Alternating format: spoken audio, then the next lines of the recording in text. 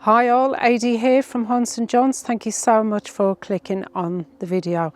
I'm in deepest, darkest Norfolk and I'm at a little church called St Margaret's and it's in Hales in Norfolk. It's 12th century, it's got a round tower again and it's got some really interesting features, one of which is an absolutely beautiful north door which you might be able to see in the distance behind me. So let's go and have an explore. Tucked away down a quiet lane surrounded by fields, a tiny Norman church that honestly feels like it's been left behind by time, because this little church is quite extraordinary, and as we head towards the entrance you can already see one of the most famous features, this incredible Norman doorway. Just look at the carving on it. The doorway dates from around 1140, give or take a few years, and the stonework is unbelievably detailed for such a small rural church. 9 centuries later, it still looked stunning, and what's even more remarkable is that the limestone used wasn't actually local. It was imported from Normandy in France, not all that long after the Norman conquest. And we've got this absolutely stunning font. It dates from the 15th century, so although it's younger than the church itself, it's still over 500 years old, and it's beautifully carved. Around the bowls there's angels holding shields, Tudor roses, and beneath there are carved lines around the stem. Fonts were hugely important to medieval churches because baptism was seen as the formal entrance into the Christian life, so this font would have been one of the most significant objects in the building.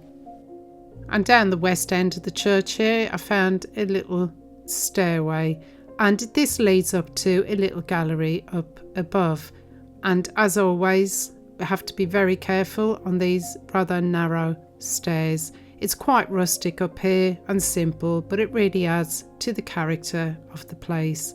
Churches like this evolved slowly over hundreds of years, with bits added and altered whenever the local community could afford it. Nothing here feels over-designed, it feels practical, lived in. And I found this lovely picture on the wall. Wonder if it was done by a parishioner. And then your eyes start being drawn to the walls, because St Margaret still has some surviving medieval wall paintings. Because before the Reformation in the 16th century, English churches were absolutely full of colour. Paintings covered walls, saints looked down from every surface, and churches were designed to teach Bible stories visually to a largely illiterate congregation. But then after the Reformation, many of these paintings were destroyed or whitewashed over. So when samples of it survive, like this little fragment, they're really precious. And one of the best surviving paintings in here is St Christopher carrying the Christ child, and that was the first painting that we saw, and you could still make out the huge figure striding across the wall. And in medieval churches, St Christopher was often painted near the entrance because he was believed to offer protection to travellers and pilgrims.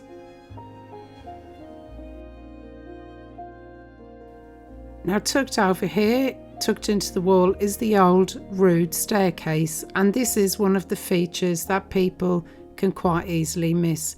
Originally this staircase would have led up to the rood loft, and that would have been like a sort of narrow gallery that stood above the screen dividing the nave from the chancel.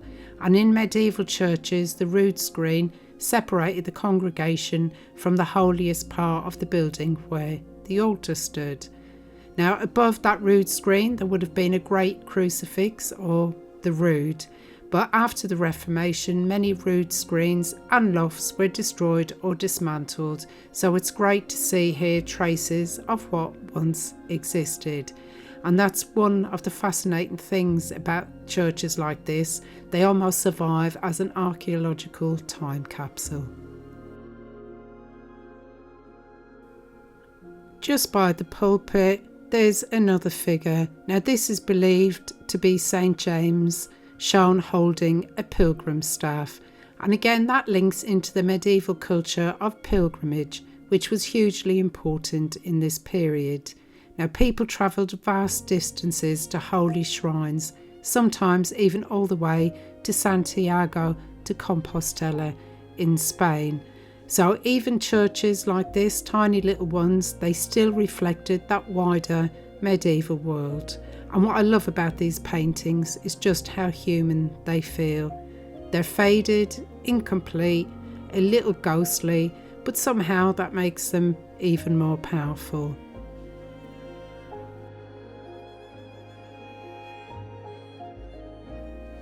In addition to there still being the rood staircase, there's also some of the original rood screen remaining, and it's remarkable to see there's still loads of paint still on it. You can see the greens and the reds still incredibly vibrant after all these centuries.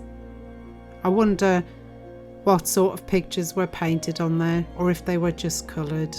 I guess we'll never know.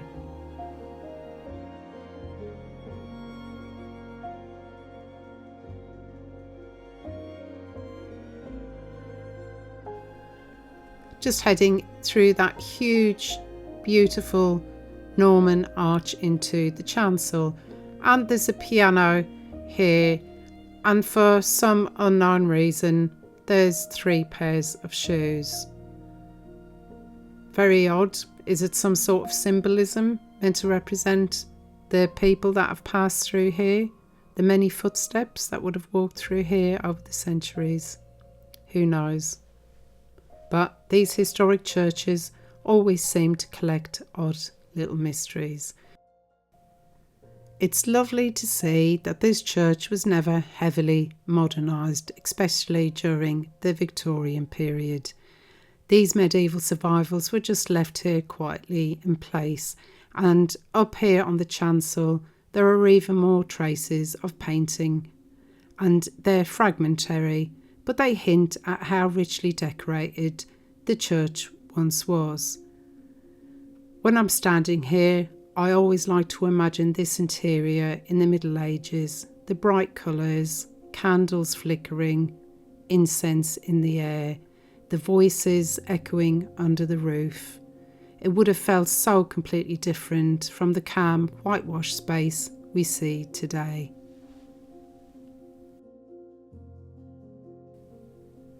Although only small fragments remain today from the medieval period, it still gives us a glimpse into the craftsmanship of late medieval church decoration.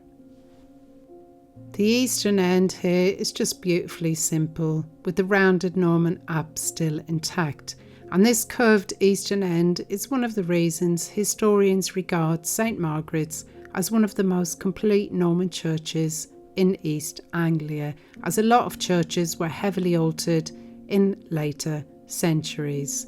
Now, down on the floor here there are several ledger stones and memorial slabs set into the brickwork, and these mark burials inside the church, and being buried inside a church was traditionally a sign of status and importance, so these stones represent people who once held great influence within their local community. I really liked this skull and the crossbones, and it's got some green on there. I don't know if that is moss or mould, or if it would have been originally painted. If anyone does know, please do let me know in the comments.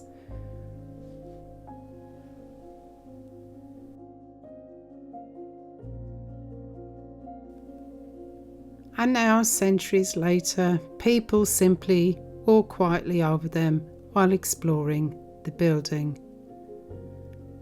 And I think this may have been another ledger stone, or perhaps a coffin lid. But the sense of passing time is everywhere here, generation after generation, leaving little traces behind.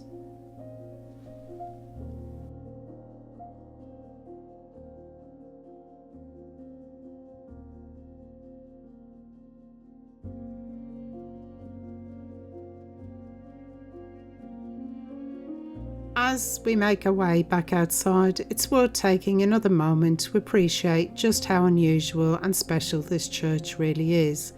Now, Norfolk is famous for its round tower churches. There are more than 100 of them across the county, but St Margaret's is often considered one of the finest and most complete Norman examples anywhere in East Anglia. Now, the tower itself may even contain earlier Saxon work at its base, although parts higher up were altered during the 14th century. And there's also the beautiful thatched roof. You almost never see thatched churches today, especially surviving medieval ones, although I have found a couple of them here in Norfolk. So combined with the round tower, the tiny scale of the building, it gives the whole place an almost storybook appearance. On the other side of the church is another beautiful Norman doorway, and that has got some graffiti and apotropaic marks. But just look at the carving again on this. Absolutely lovely. The zigzags, the stars, rosettes, chevrons, layer upon layer of Norman decoration, all carved into the arch. And again, 9 centuries later, it still looks absolutely stunning.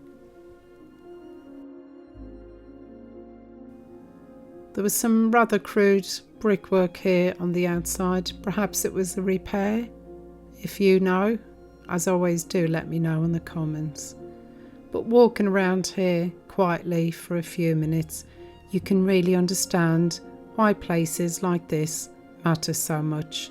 St Margaret's has survived wars, Reformation, changing fashions, collapsing populations, and nearly 9 centuries of English history, and somehow it's still here, still standing in the middle of the Norfolk countryside, much as it always has.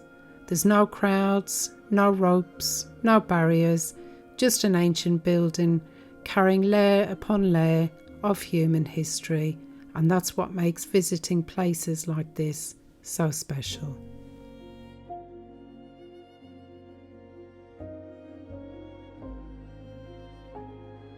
To wrap the video up here, guys, I do hope you enjoyed it. If you did enjoy it, if you could please hit the like and subscribe button and the hype button underneath. It doesn't cost you a penny, absolutely free, but it really helps the channel out. But if you'd like to support the channel a little bit more, you can use the Buy Me a Coffee link down below. That's all for now. Thank you so much again, and I shall see you for the next one. Bye for now.